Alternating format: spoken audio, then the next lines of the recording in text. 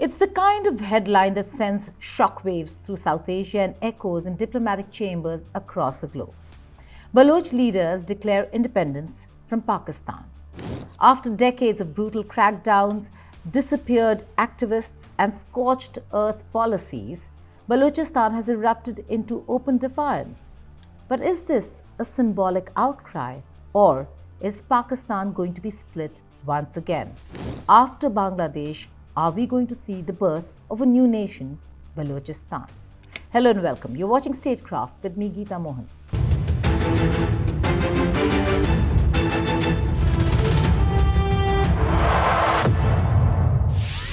The year is 2025. Amid Pakistan's mounting political chaos and military overstretch, Balochistan, long dismissed as a rebellious backwater, has detonated onto the global stage. Miriar Baloch, a prominent Baloch activist and writer, called for formal recognition of Balochistan as an independent nation, directly appealing to India, the United Nations, and broader international community to intervene. The Baloch branded Pakistan a terrorist state, citing decades of enforced disappearances, aerial bombings, and economic plunder. The Baloch Liberation Army is no longer just resisting, it's waging a war of liberation.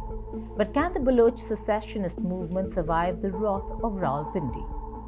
Balochistan wasn't born in rebellion, it was annexed into it.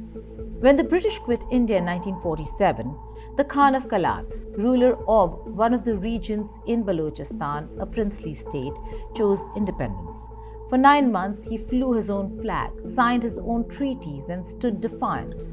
But in March 1948, Pakistan sent in the troops. Under duress and military pressure, the Khan was forced to sign an instrument of accession, a move many Baloch to this day call illegal and imperial. Since then, 5 armed uprisings have rocked the region. Each has been met with brutal retaliation. Entire villages razed, tribal leaders disappeared, mass graves uncovered. While Pakistan's elite feasted on Chinese-funded mega projects like Gwadar Port and the China-Pakistan Economic Corridor, locals watched as their mountains were stripped of gold, uranium, and natural gas, with no schools, roads, or hospitals in return. To the Baloch, this isn't just a resource grab, it's slow-motion colonization. In 2025, the resistance is no longer fragmented, it is coordinated, hardened, internationalized. Baloch Liberation Army, long dismissed as a ragtag insurgency, has become a formidable guerrilla force. Its fighters are no longer hiding in caves. They're striking targets with precision and retreating into cross-border sanctuaries. In the first 5 months of this year alone, the BLA has attacked military convoys, assassinated ISI-linked officials, and ambushed Chinese engineers working on CPEC projects. Their message is no longer veiled. Balochistan is at war with Pakistan and anyone who bankrolls its occupation. In a dramatic escalation, the BLA released drone footage of a Pakistani army base engulfed in flames near Turbat, the heartland of the rebellion. A chilling voiceover declared, "We do not seek autonomy, we seek freedom." It is very clear this is the norms of Baloch and Pakistan's relation. They're the occupying forces. They've occupied Balochistan. Baloch have been struggling. They have been struggling for last 7 decades. But the Pakistani state, its suppression, its policy of oppressing the Baloch people, it's intensifying on daily basis. The common men, the political activists, the students, the shepherds, anyone from any walks of the Baloch life have been killed, tortured, abducted, become victim of violence. So these people, those who are fighting in the mountains, are the family member of these peoples. They are not from outside. So they have seen how far and beyond the Pakistani army has gone. That is why the struggle itself is reshaping itself and gaining momentum, because the people, there's a huge amount of hatred. The Baloch people despise the idea of Pakistan because what it has done with the people of Balochistan in last 7 decades. So there will be a lot more, I would say, attacks. There will be more violence in Balochistan. I'm not saying with, with a happy heart, but with a heavy heart. But the Baloch struggle will intensify. I know that that will also impact the Baloch people, but this would also mean that the Pakistani army, their military installations, the government installations, they will be attacked. They will be hit very bad. Then came the shocker. As Baloch leaders raised their flag of independence before the world, Islamabad said nothing. No press conference, no denial, no televised fury, just a chilling, calculated silence. It's a familiar move, one Pakistan has mastered. Ignore the declaration, downplay the momentum, pretend it never happened. But behind the curtain of denial, the state's reaction is anything but passive. This is a country with a decades-old playbook for crushing dissent in Balochistan, and it reads like a manual for suppression. Airstrikes on suspected insurgent hideouts, enforced disappearances in the dead of night, mass graves unearthed in remote villages, civilian homes torched, villages razed, voices silenced, activists, students, poets vanished without a trace. And when the world asks the questions, Pakistan deflects, denies, and distracts. It labels groups like BLA as foreign-funded terrorists, frames the liberation struggle as a proxy war orchestrated by India, justifies endless military operations in the name of counter-terrorism. But this time, the old narrative is cracking, because the Baloch aren't just resisting, they're rejecting. Offers of ceasefire branded as traps. Islamabad or Rawalpindi's overtures dismissed as deceit. BLA and its allies are doubling down, declaring they will fight until Balochistan is free. And all this as Pakistan faces an existential storm, a sinking economy, a fragmented state. Past from the last 7 decades, the Pakistani state is saying, oh, they're not many in numbers. We will crush the Baloch struggle. We will, bring them down. There won't be an independence movement. We are here 77 years after. Before Asim Munir, there was Bajwa. Before him, there was another guy. Before him, there was another guy. Then there was Musharraf, and so on, so on. They are changing, but the Baloch struggle is here. What he is doing, he's just trying to tell is, a hopeless army, hopeless soldiers, hopeless military personnel, those who know the fact that the Baloch Liberation Army, the Balochistan Liberation Front, the other organizations involved in Baloch war, they are very much strong.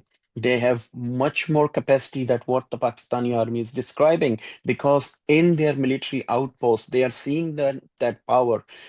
It is impossible for the Pakistani state to crush the Baloch movement.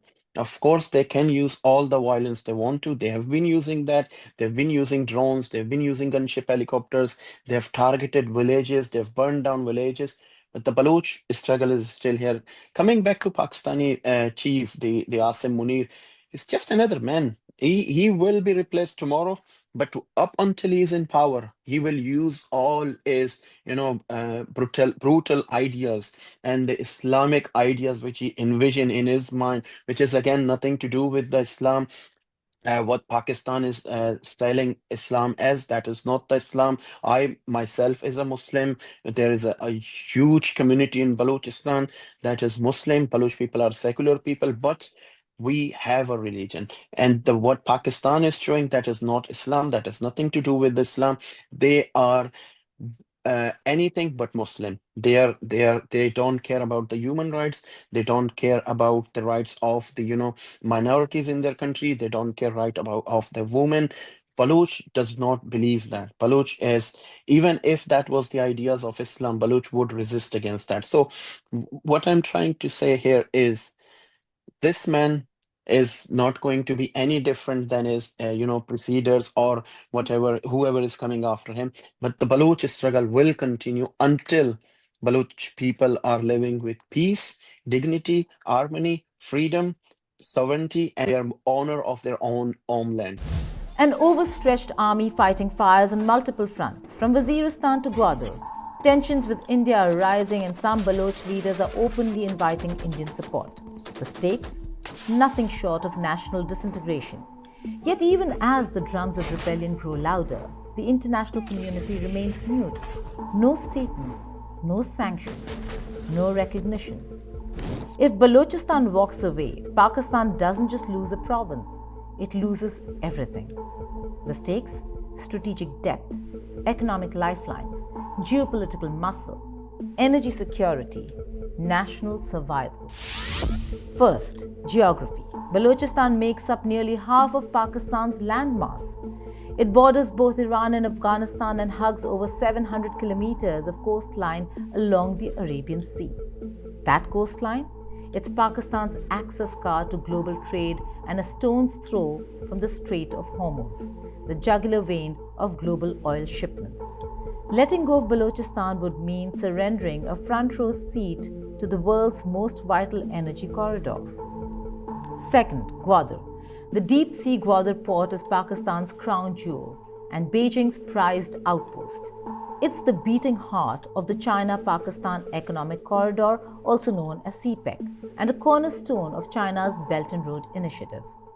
Through Gwadar, China bypasses the choke point of the Malacca Strait, and Pakistan, it gains trade routes, leverage, and loans. Lose Gwadar and CPEC collapses. Islamabad becomes just another node, not a hub. Third, resources. Balochistan is sitting on a buried fortune. Natural gas, copper, gold, coal, oil. We are talking about 19 trillion cubic feet of gas and 6 billion barrels of oil waiting to be tapped. In a country crippled by power shortages and economic dysfunction, Balochistan isn't just a backwater, it's a lifeline. Fourth, influence. Whoever controls Balochistan doesn't just control ports and pipelines. They control the crossroads of South Asia, Central Asia, and West Asia. It's a springboard to regional dominance or a black hole of lost opportunity. Fifth, survival. This isn't just about maps, it's about the soul of the Pakistani state. Letting Balochistan go would mean admitting the unthinkable, that Islamabad can't hold its own house together, that separatists can win, that foreign meddling works. It would crack open the door to similar movements in other parts of Pakistan. In short, if Balochistan breaks away, Pakistan may unravel. So while Islamabad stays silent on the latest declaration of independence, behind closed doors, it is likely preparing for the only response it knows: force. Because for Pakistan, losing Balochistan isn't an option. It's an existential threat. So is Balochistan about to be the world's newest country? Not quite. But the idea is no longer a fantasy. Their declaration might not grant statehood, but it forces the world to reckon with a brutal truth. Pakistan's frontier is bleeding, and the wounds are self-inflicted. What happens next could reshape the region. Will foreign governments recognize the Free Balochistan government in exile? Will the UN send observers? Will China double down to protect its $60 billion worth of CPEC gamble, or cut its losses and back away from the chaos? And what will India do? Watch from across the border or seize the moment? While we leave you with that thought, we also leave you with this video. Miriar Baloch, who is fronting this entire movement at the moment, the independence call for Balochistan, has put out a video inviting none other than the Prime Minister of India, saying someday he might want to visit the beautiful land of Balochistan. Enjoy the visuals. Goodbye and take care. Thank you for watching Statecraft.